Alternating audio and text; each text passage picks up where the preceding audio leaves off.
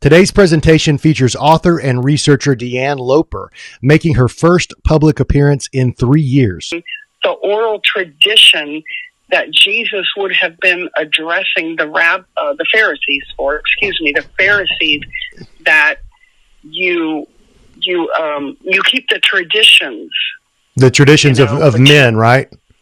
Yes. Right. And you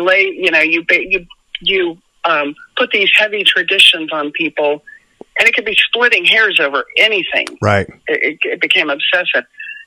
But you don't address the weightier matters, Right. Well, that would have been the traditions Jesus was speaking of, and this is a Jewish scholar saying this. That's right. And before we move on to the Kabbalah, let me read. I found the quote from the Universal Jewish Encyclopedia from one of their entries, and interestingly enough, this is from the 1948 edition. It says, "The Jewish religion as it is today traces its descent without a break through all the centuries from the Pharisees. Their leading ideas and methods found expression in a literature of enormous extent, of which a very great deal is in existence. The Talmud is our largest and most important single member of our literature, and around it are gathered a number of midrashim, partly legal." Okay, then it goes on and on, but it's explaining how important it is, and that it comes from the Pharisees, which is right in line with what you're talking about. Yes, they don't deny that. I've seen that quote.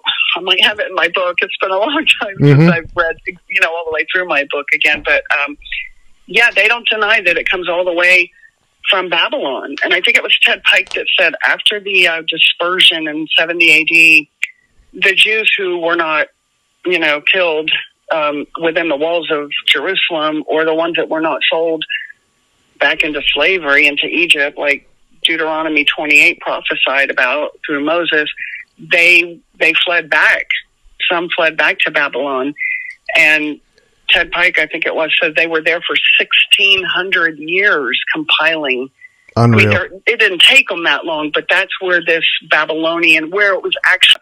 This goes right in line with another video, and I'll put it in the show notes, called The Hebrew Talisman, which was a real book. No one knows who the author was, but it was found in the personal effects of Nathan Rothschild, the first Baron Nathan Rothschild in London. He was the most powerful man in the world at the time, definitely the wealthiest.